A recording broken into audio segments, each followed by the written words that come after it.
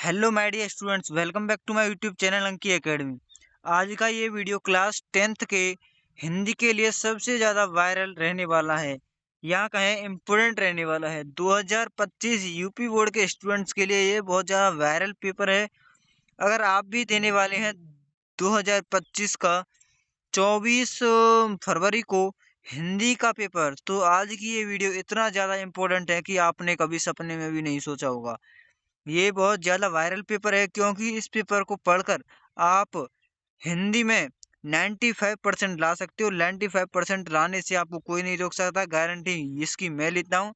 और ये बहुत ज़्यादा वायरल पेपर है और आप इसमें जितने भी क्वेश्चन बताए जाएं केवल और केवल उनको तैयार कर लेते हो, तो आपको बोलता हूँ मैं 95% तो आपकी कहीं नहीं गई हिंदी में। हिंदी की गारंटी आप सभी की मेरी, ये आपको मैं बिल्कुल विश्वास दिलाता हूँ। पूरे का सॉल्यूशन आपको दिखाया जाएगा। और जिसने भी वीडियो को लाइक नहीं किया वीडियो को लाइक कर देना है, और चैनल पे नहीं है चैनल को सब्सक्राइब कर देना है। चलते हैं बिना किसी देरी के वीडियो को स्टार्ट करते हैं। आप सभी को दिख रहा होगा, सबसे पहले यहाँ पे देखिए, सबसे पहले देखिए कक्षा 10th यहाँ पे लिखा हुआ है। और 17 देखिए यहाँ पे जो पेपर है बोर्ड एग्जाम 2024 से 25 का पेपर है। ये क्लास 10th के लिए विषय हिंदी है। पूर्णांक 70 है। बहुत ज़्यादा वायरल पेपर है, इसको हमने बनाया है।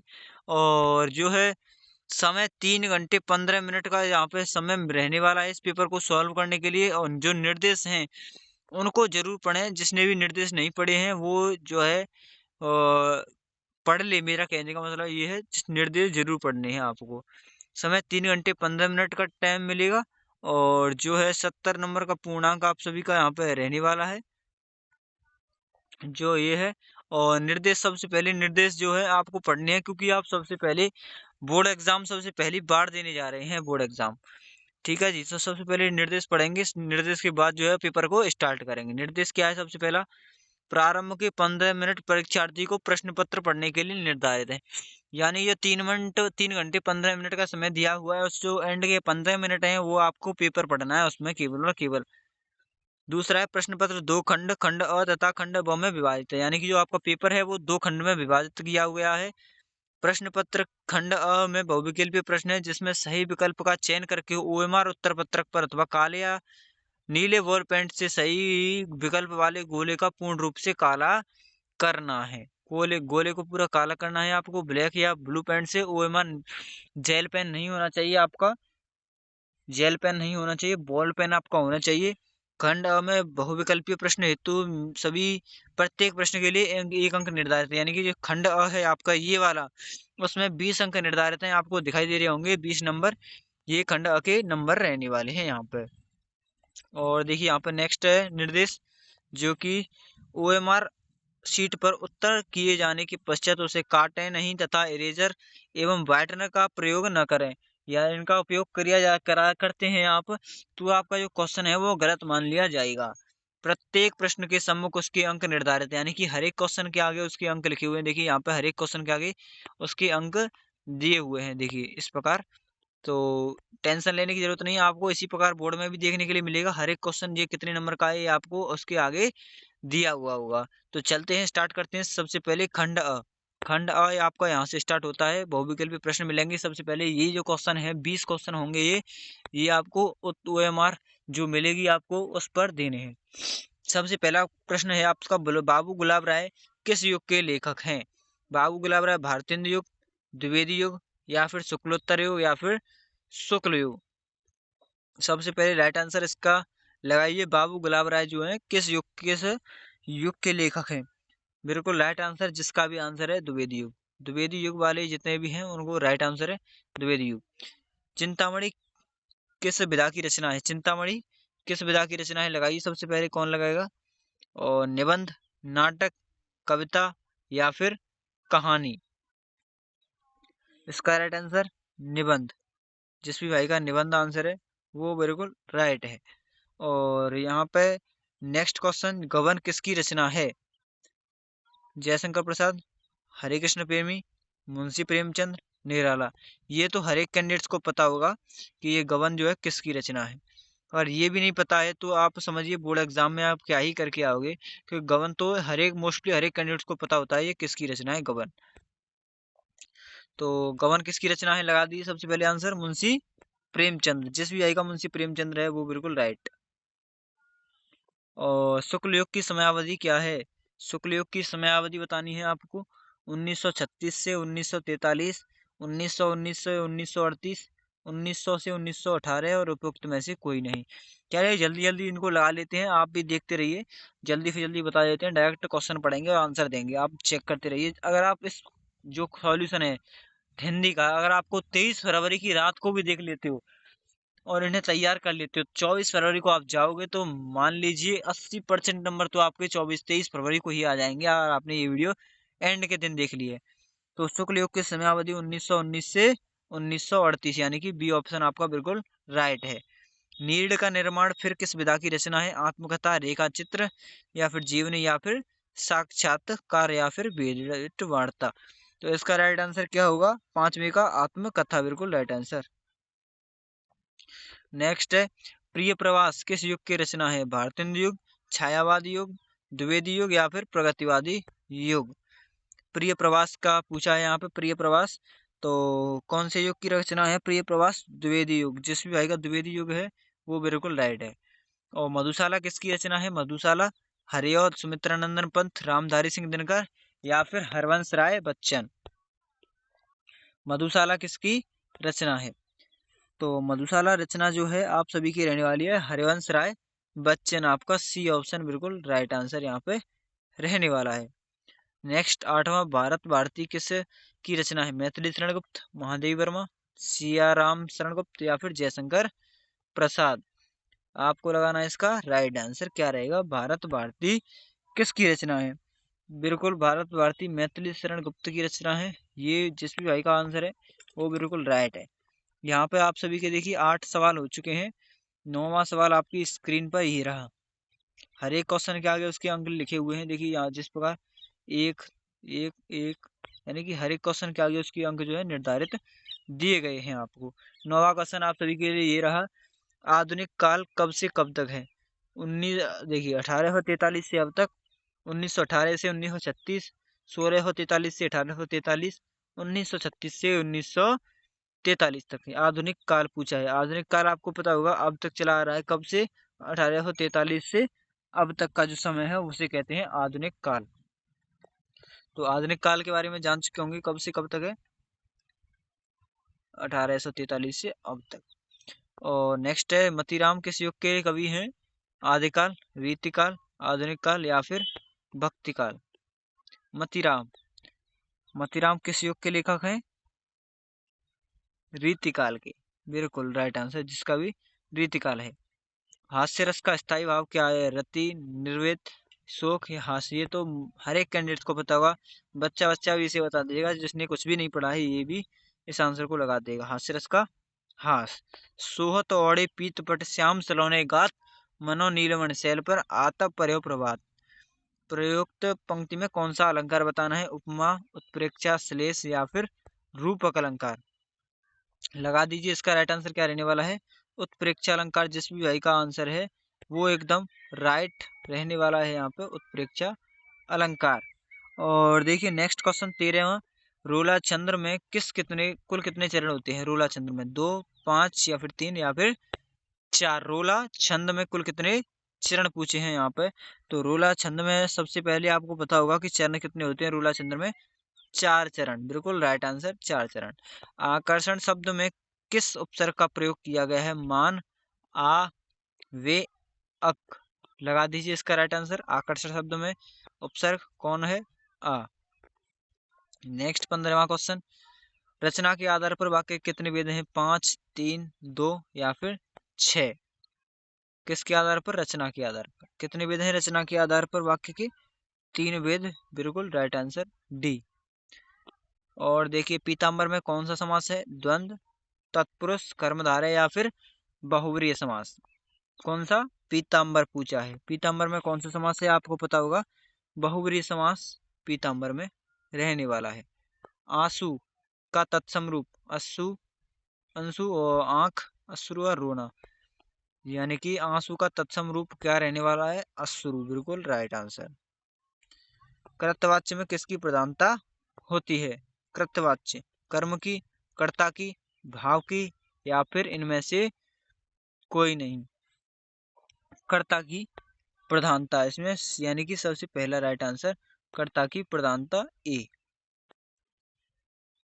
नेक्स्ट आपका क्वेश्चन जो है 19, चलेंगे 19 पे। ताभ्य शब्द में विभक्ति एवं वचन, सप्तमी, चतुर्थी, षष्ठी, षष्ठी व्यक्ति एक वचन, या फिर षष्ठी व्यक्ति बहुवचन, सप्तमी व्यक्ति द्विवचन, या चतुर्थी व्यक्ति बहुवचन।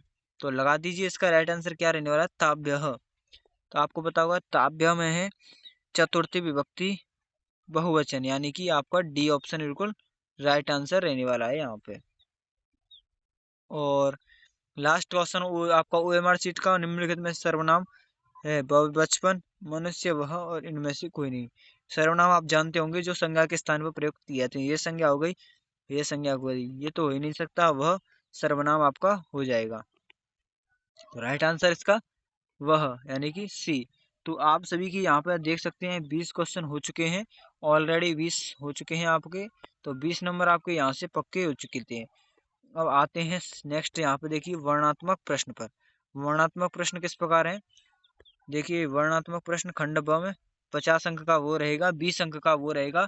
ऑब्जेक्टिव 20 और 50 हो गए, 70 नंबर। 30 नंबर का आपका जो है प्रैक्टिकल रहने वाला है। 100 नंबर का आपका ऑलरेडी पूरा पेपर रहता है। 3 × 2 यानी कि 6 नंबर आपको यहाँ पे मिलेंगे। इस क्वेश्चन को आप पूरा करते हो तो कौन सा? प्रश्न 1। अथवा में ये भी आप इस वाले का अध्यांश को भी कर सकते हो, नहीं तो ये नीचे दिया हुआ है इसको भी कर सकते हो। दोनों में से एक करना है। एक करते हो तो यानी कि देखिए इसका मतलब सीधा सा ये है कि यहाँ पे देखिए 3 क्वेश्चन होंगे आपके, 1 2 3। ये क्वेश्चन 2 नंबर का है, तो यहाँ से 1 नंबर 2 का, तो 3 नंबर, 3 क्वेश्चन कितने के हो गए? 6 नंबर के। तो यहाँ से आपके इस प्रकार 6 नंबर होते हैं। जितने भी आप क्वेश्चन करेंगे उतने हिसाब से आपको नंबर मिलेंगे। तो सबसे पहले हम आपको पढ़ के दिखाते हैं। सबसे पहला जो है आपका वो यहाँ पे रहने वाला है। सबसे पहले कोई पढ़ देते हैं। देखिए देखिए यहाँ पे सबसे पहला, यह कोई बात नहीं कि एक स्वभाव और रुचि के लोग में ही मित्रता हो सकती है। समाज में विभिन्नता देखकर लोग एक दूसरे की ओर आकर्षित होते हैं। जो गुण हमसे नहीं है वह हमसे चाहते हैं कि कोई ऐसा मित्र मिले जिसमें वे गुणशील, चिंताशील मनुष्य, प्रफुल्लित चित्त के साथ ढूंढता, निर्बल बलि का धीर, उत्साह का उच्च आकांक्षा वाला, चंद्रगुप्त युक्त और उपाय के लिए चाणक्य का मुंह ताकता था, नीति विशारद अकबर मन बहलाने के लिए बीरबल की ओर देखता है। तो एक ये हो गया। आप इन तीनों में से इन तीनों का आंसर दे सकते हैं अथवा करके। अथवा वाले को भी देख लेते हैं एक बार। अथवा, हे भगवान, तब के लिए विपद के लिए इतना आयोजन, परम पिता के इच्छा के विरुद्ध इतना साहस, पिताजी क्या भीख न मिलेगी? क्या कोई हिंदू भी भूपृष्ठ पर न बचा रह जाएगा जो ब्राह्मण को 2 मुट्ठी अन्न दे सके? यह संभव है? फेर दीजिए पिताजी, मैं कांप रही हूँ, इसकी चमक आंखों को अंधा बना रही है। तो आपको हम इसी को बता देते हैं, जो हे भगवान वाले को, यानी कि अथवा वाले को। इसको देख लेते हैं। 6 नंबर आपके जो है वो क्लियर हो जाएंगे यहाँ से। पहला क्वेश्चन क्या है? उपयुक्त गद्यांश का संदर्भ लिखिए। दूसरा है गद्यांश की रेखांकित अंश की भाव स्पष्ट कीजिए। तीसरा है ममता द्वारा किसी कार्य को ईश्वर की इच्छा के विरुद्ध बताया गया है। तो ये तीनों क्वेश्चन है। सबसे पहले देखते हैं इन तीनों क्वेश्चंस को और कौन से गद्यांश से ये लिया गया है। तो सबसे पहले देखते हैं वर्णात्मक प्रश्न खंड ब में। देखिए ये है आपका अथवा करके, और इसमें जो है आपका संदर्भ, इस प्रकार आपको जो है संदर्भ यहाँ पर लिखना है।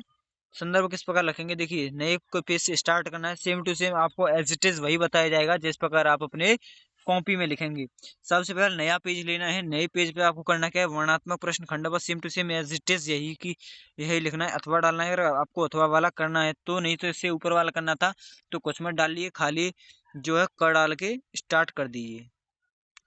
क डाल के स्टार्ट कर सकते हैं। तो हमने देखिए पहला क्वेश्चन यहाँ पे संदर्भ अथवा वाला डाल दिया कि अथवा वाला हम कर रहे हैं, तो एज इट इज आपको यही डालना है। संदर्भ लिखेंगे। सबसे पहले संदर्भ क्या है?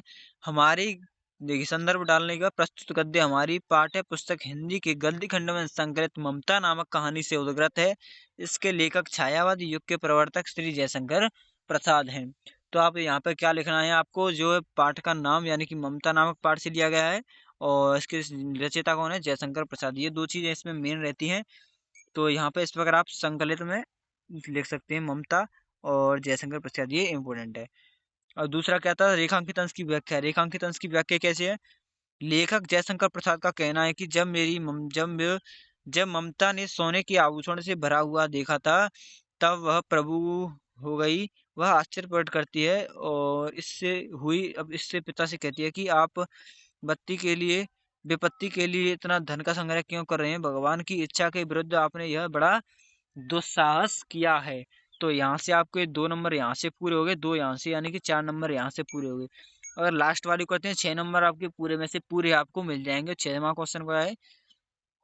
और प्रस्तुत गद्यांश में ममता के पिता द्वारा विधर्मी शेरशाह से घूस लेने के लिए ममता को भगवान की इच्छा के विरुद्ध बताया गया। तो यहाँ पर ये ऐसे इस प्रकार आपको लिखने हैं। तो यहाँ से आपके जो है वो नंबर पूरे हो जाते हैं, 6 नंबर। 6 नंबर पूरे हो जाते हैं। देखिए ये आपको हमने बता दिए तीनों। तो 6 नंबर आपके यहाँ से पूरे हो चुके हैं।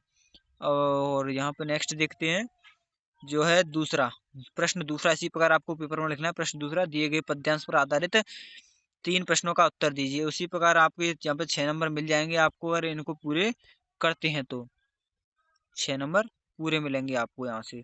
देखिए सबसे पहला ही पढ़ा के बता देते हैं, वहां से हमने अथवा वाला बताया था, और यहाँ पे हम इसको पहले वाले को बता देते हैं आपको। देखिए ये वाला सबसे पहले देखेंगे, चरण कमल बंदो हरि राई, जाकी कृपा पंगु गिरे लंघो, अंधे को सब कुछ दर्शाई, बहरो सुन गूंगो पुन बोले, रंग चले सिर छत्र धराई, सूरदास स्वामी करुणा में बारे बारे बंदो ते ही पाई। यहाँ पे ये है पैराग्राफ। इसका जो है उत्तर देना है पद्यांश से ही। 3 ऑप्शन है, 3 क्वेश्चन है आपके यहाँ पे। प्रयुक्त पद्यांश का संदर्भ लिखना है, रेखांकित अंश की व्याख्या करनी है, और उपयुक्त पंक्ति में कौन सा अलंकार है। यानी कि रेखांकित अंश कौन सा हो गया जिसपे नीचे अंडरलाइन है आपके? देखिए इस पे है, बहरो सुन गूंगा पुन बोले, रंग चले सिर छत्र धराई। इसकी व्याख्या करनी है, उसका पद्यांश पूरा लिखना है ससंदर्भ। तो इसको लिखेंगे। देखिए यहाँ पे सबसे पहले देखिए आपको करना क्या है, वहां पे आपको करना क्या था? देखिए वहां पे पहले में आपको अ डालना था, यहाँ पे वर्णात्मक प्रश्न खंड ब डालना है। खंड ब डालने के बाद पद्यांश पर आधारित प्रश्न लिखिए। दूसरा यहाँ पे इस पे दूसरा लिख दीजिए। और दूसरे का संदर्भ लिखना है आपको। यह पद्य सूरदास द्वारा रचित सूरसागर नामक ग्रंथ से हमारी पाठ्य पुस्तक हिंदी के खंड काव्य में संग्रहित पद शीर्षक से उद्गृत है, यानी कि पद शीर्षक से लिया गया है। तो यहाँ पे आप इतना लिख सकते हैं। और आपको इतना याद नहीं है तो केवल केवल पाठ का नाम और रचयिता सूरदास रचयिता है, सूरसागर नाम से लिया गया है। हमारी हिंदी पाठ्य पुस्तक खंड काव्य से पद शीर्षक से लिया गया है, इतना लिख देंगे जो अंडरलाइन किया हुआ है मैंने, तो आपको इतने नंबर मिल जाएंगे। अब बात आती है रेखांकित अंश की व्याख्या किस प्रकार करनी है। भक्त शिरोमणि सूरदास श्री कृष्ण के इन चरणों के अनोखे प्रभाव के कारण बड़ा व्यक्ति, यानी कि जो गूंगा बहरा व्यक्ति सुनने लगता है, गूंगा बोने द्वारा बोलने लगता है। किसी दरिद्र व्यक्ति पर श्री कृष्ण के चरणों की कृपा हो जाने पर वह राजा बनकर अपने सिर पर राज्य छत्र धारण कर लेता है। रंग चले सिर छत्र धराई, तो इसका मतलब ये है। अलंकार पूछा था, चरण कमल बंधो और हरियाई में कौन सा है? रूपक अलंकार है। पूर्ण शक्ति प्रकाश में और अन्यत्र में और में अनुप्रास। तो यहाँ पे आप सभी के जो 6 नंबर हैं वो यहाँ पे क्लियर हो जाते हैं। ये ऊपर वाला बता दिया हमने, ऊपर वाला। अथवा वाले को अब रहने देना है क्योंकि एक करना है आपको, एक आपने कर लिया। अब देखिए नेक्स्ट चलते हैं। नेक्स्ट क्या है चीजें आगे? देखिए ये आपको करना नहीं है क्योंकि आपने ऊपर वाला कर लिया। नेक्स्ट देखिए यहाँ पे आते हैं। देखिए 3+2 यानी कि 5 नंबर का आपके यहाँ से 5 नंबर पूरे हो जाएंगे। किस प्रकार होंगे 5 नंबर? क्या करना होगा इनके लिए?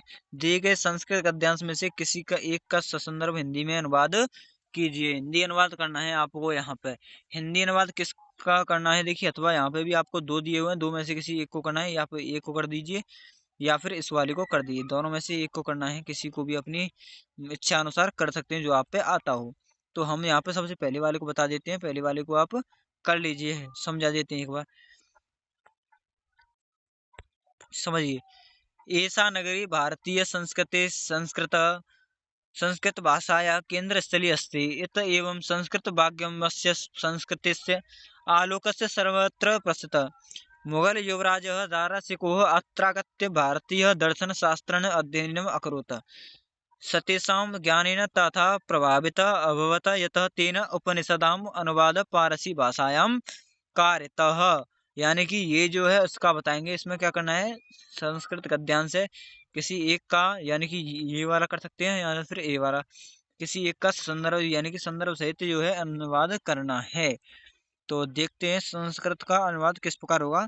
तो यहाँ पे आ जाते हैं सबसे पहले हम, और यहाँ पे आने के बाद संस्कृत गद्यांश पर आधारित प्रश्न यानी कि संस्कृत जो है डाल देंगे। तीसरा क्वेश्चन, संदर्भ लिखना है। इसी प्रकार आपको प्रस्तुत पद्यांश गद्यांश हमारी पाठ्य पुस्तक हिंदी के संस्कृत खंड के वाराणसी पाठ से लिया गया है या उद्धृत है, आप इसे भी लिख सकते हो। इसमें मेन चीज क्या रहती है, कहाँ से लिया गया, हमारी पाठ्य पुस्तक हिंदी के संस्कृत खंड से लिया गया। कौन से पाठ है, वाराणसी से, ये लिखना है केवल। इसके 2 नंबर हो गए आपके।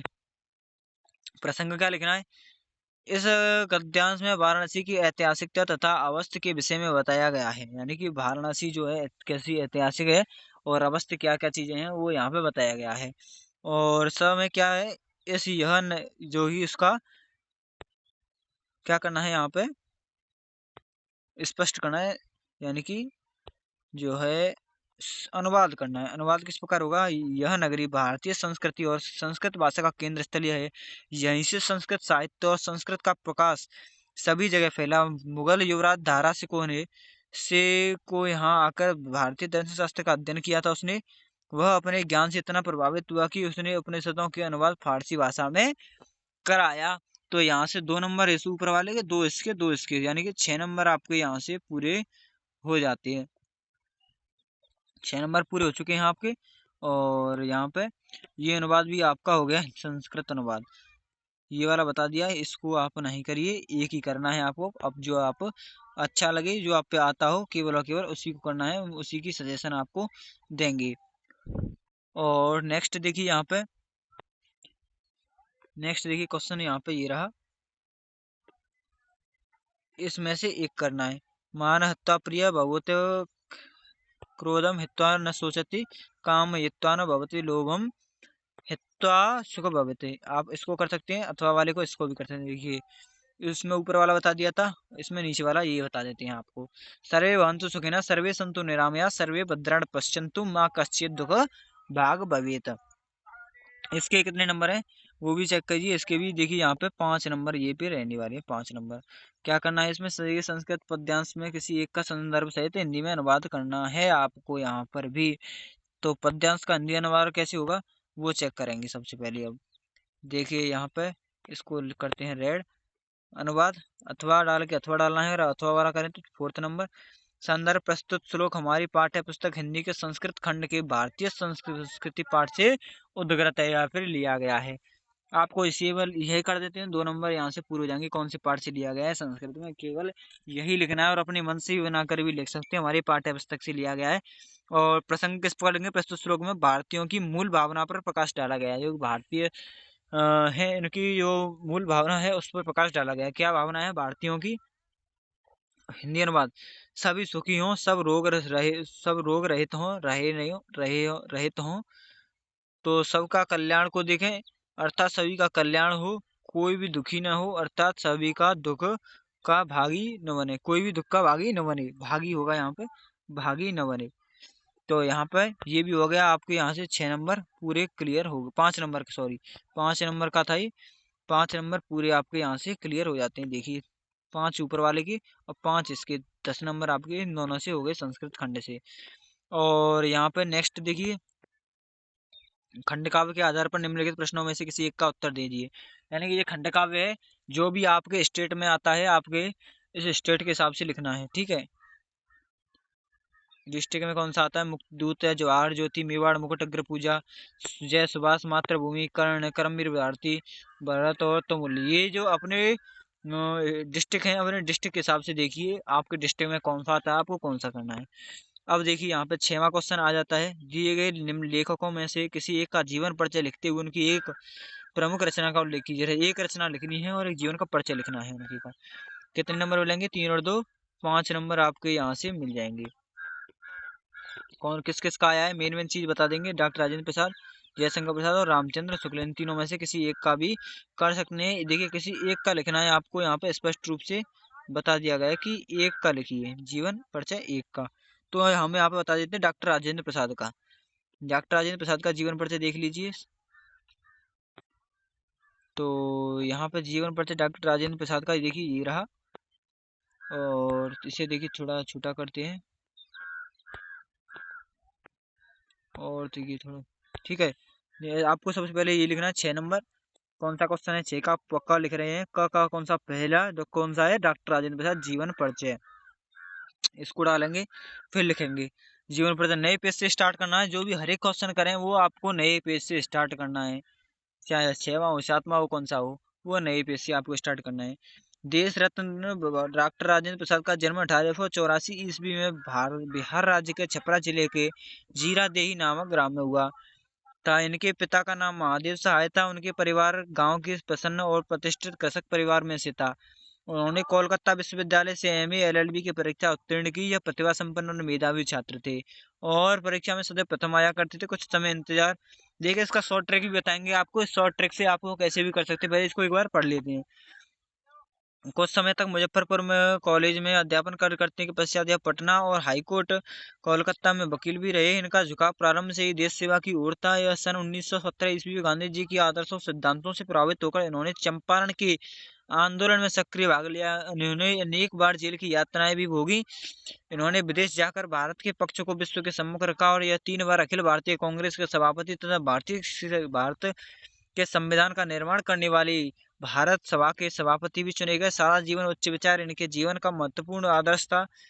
उनकी प्रतिभा संपन्न, कर्तव्य निष्ठा, ईमानदारी और निष्पक्षता से प्रभावित होकर इनको भारत गणराज्य का सर्वप्रथम राष्ट्रपति बनाया गया। भारत सरकार ने उनकी महानताओं के सम्मान स्वरूप देश के सर्वोच्च उपाधि भारत रत्न से सम्मानित कराया। 1962 को अलंकृत किया, जब राष्ट्र की निस्वार्थ सेवा करते हुए 28 फरवरी 1963 को दिवंगत हुए। यहाँ पे ये है आपका जीवन परिचय। क्या लिखना है? मेन मेन चीज समझिए, शॉर्ट ट्रिक में क्या बोल रहा था, शॉर्ट ट्रिक समझिए। सबसे पहले क्या याद करना है? देखिए अंडरलाइन में कर देता हूँ जो जो आपको चीजें याद करनी है। देखिए 1884 ईस्वी में जन्म याद करना है। सबसे पहले बिहार में हुआ था। देखिए बिहार में जन्म हुआ था, कहाँ पे? जबरा छपरा जिले में गांव में हुआ था। ये चीजें आपको याद करनी है। महादेव शाह इनके पिता का नाम था। कृषक परिवार था इनका। मेधावी संपन्न छात्र थे, और कहाँ से एलएलबी की थी इन्होंने, और कोलकाता में वकील भी रहे थे। ये सारी चीजें, इंदिरा गांधी, और ये सारा जीवन उच्च विचार इनके वो था, और विदेश जाकर इनके भारत पक्ष के रखा इन्होंने। और जो है इनकी महानता सर्वोच्च उपाधि भारत रत्न से सम्मानित किया गया 1962 में ईस्वी में। और निस्वार्थ करते हुए कब से इनका देहांत हो गया? 28 फरवरी 1963 को दिवंगत हो गए, यानी कि इनका देहांत हो गया। जो जो चीजें अंडरलाइन की हैं केवल उनको कर लेते हैं, तो आपका जो है जीवन परिचय पूरा हो जाएगा। उन्हें जो चीज अंडरलाइन करी है उन्हें एक बार अपनी कॉपी में पूरा नहीं लिखना है, जो जो अंडरलाइन करी है उनको लिख लीजिए, फिर वो अपने आप से उनको बनाते जाइए कि कहाँ पे इन्होंने ये किया था। कुछ बना बना कर भी लिख सकते हैं, ऐसा नहीं कि एज इट इज आपको याद ही करना है। याद क्या क्या चीज करनी है? जन्म, माता पिता का नाम, और मृत्यु, क्या क्या किया था, 1 2 3 कार्य याद कर लीजिए, हो जाएगा। एक रचना लिख ली थी, रचना किसी भी लिख दीजिए। यहाँ पे बहुत सारी रचना बता दी है। भारत में देखिए चंपारण महात्मा गांधी, बापू के कदमों में मेरी आत्मकथा, शिक्षा और संस्कृति, भारत शिक्षा, खादी का कपड़ा, गांधी जी की देन। ये रचनाएं हैं। किसी एक रचना आपको लिखनी है, कोई भी रचना आपको लिख दीजिए। यहाँ से ये भी हो गया। राजेंद्र प्रसाद 5 नंबर है, यहाँ पे आपके पूरे हो जाएंगे। देखिए और यहाँ पे क्या है? दिए गए कवियों में से किसी एक कवि का जीवन परिचय देते हुए अपनी एक प्रमुख रचना का उल्लेख कीजिए। एक रचना भी लिखनी है। गोस्वामी तुलसीदास, सुमित्रानंदन पंत, महाकवि सूरदास, किसी एक का लिखना है। हम आपको बता देते हैं गोस्वामी तुलसीदास जी का। कितने नंबर का है वो भी चेक करिए। 5 नंबर आपके पूरे होंगे। कैसे कैसे करना है वो भी समझ लीजिए एक बार। तुलसीदास का, तुलसीदास जी महाराज का जीवन परिचय लिखना है आपको। नेक्स्ट पेज लेंगे। तुलसीदास जीवन परिचय। गोस्वामी तुलसीदास जी का जीवन, जन्म स्थान 1532 ईस्वी में बांदा जिले में राजापुर गांव में हुआ था। कुछ विद्वान इनका जन्म एटा जिले के सोरो, सोले नहीं सोरो ग्राम में भी मानते हैं। आचार्य रामचंद्र शुक्ल ने राजापुर का समर्थन किया है। तुलसी सरयू पारायण ब्राह्मण थे। इनके पिता आत्माराम दुबे और माता उलसी देवी थी। अब बहुत भूल नक्षत्र में उत्पन्न होने के कारण इनके पिता और माता ने इनको त्याग दिया था। इनका बचपन अनेकानेक आपदाओं में व्यतीत हुआ। तुलसीदास जी का विवाह दीनबंधु पाठक जी की सुंदर एवं विदुषी कन्या रत्नावली से हुआ। इन्हें इन्हें अपनी रूपवती पत्नी से अत्यधिक प्रेम था। एक बार पत्नी द्वारा बिना बताए मायके चले जाने पर अर्धरात्रि में आंधी तूफान का सामना करते हुए यह अपने ससुराल जा पहुंचे। इस पर पत्नी ने इनकी बेइज्जती की और कहा, अस्त चर्म देह ममता में ऐसे प्रीति तैसी न जो श्री राम है, होते न भव भव बीती। आपको ये भी याद करना है। अपनी पत्नी की फटकार से तुलसी जी को वैराग्य हो गया। अनेक तीर्थों का भ्रमण करते हुए या श्री राम के पवित्र चरित्र का गायन करने लगे। अपनी अधिक से अधिक अधिकांश इन्होंने रचनाएं जो चित्रकूट, काशी और अयोध्या में ही लिखी। काशी के ऐसी ऐसे घाट पर 1630 ईस्वी में इनके पार्थिव लीला का स्मरण करते हुए इनकी मृत्यु के संबंध में निम्नलिखित दोहा प्रसिद्ध है। संमत 1680 अस्सी गंग के तीर, श्रावण शुक्ला सप्तमी तुलसी तजो शरीर। ये इनका दोहा है मरने का। जब ये मरे थे, इनका ये दोहा बहुत प्रसिद्ध है, जो कि यहाँ पे इनका मरण हुआ था। इस दोहे को आप याद कर लेते तो बहुत अच्छा रहेगा आपके लिए, और आपको याद भी हो जाएगा, इजी है। संवत 1680 अस्सी गंग के तीर और श्रावण शुक्ला सप्तमी तुलसी तज शरीर। ये आपका यहाँ पे दोहा ये रहने वाला। और पत्नी ने क्या कहा था वो भी याद करने हैं। अस्य चर्म देहम तामे ऐसी प्रीति तैसी न जो श्री राम है, हुए न बाबा भीति। ये हो गए कृतियां एक लिखनी है। श्री रामचरितमानस लिख दीजिए। विनय पत्र का दोहावली, कृष्ण गीतावली, जानकी मंगल, पार्वती मंगल, राम आज्ञा, प्रश्न और बहुत सारी है आदि। दो चार याद कर लीजिए, उनको लिख देंगे तो 5 नंबर आपके कहीं पे भी नहीं गए। शॉर्ट ट्रिक्स भी इसकी जानने की बोल रहे हैं वो कैंडिडेट्स, शॉर्ट ट्रिक्स भी जान लीजिए इसकी शॉर्ट ट्रिक्स क्या है। देखिए 1532 इसको याद करना है। कहाँ हुआ था? बांदा जिले के राजापुर गांव में हुआ था। ईटा में भी मानते हैं। रामचंद्र शुक्ल ने राजापुर का सरयू पारायण ब्राह्मण थे और मूल नक्षत्र में उत्पन्न हो गए, इनके त्याग दिया था इनको।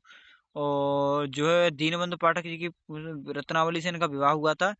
और अर्धरात्रि में मायके चले गए थे आंधी तूफान में। और ये याद करनी है जो अंडरलाइन है केवल केवल उनको याद कर लीजिए तो आपका काम चल जाएगा।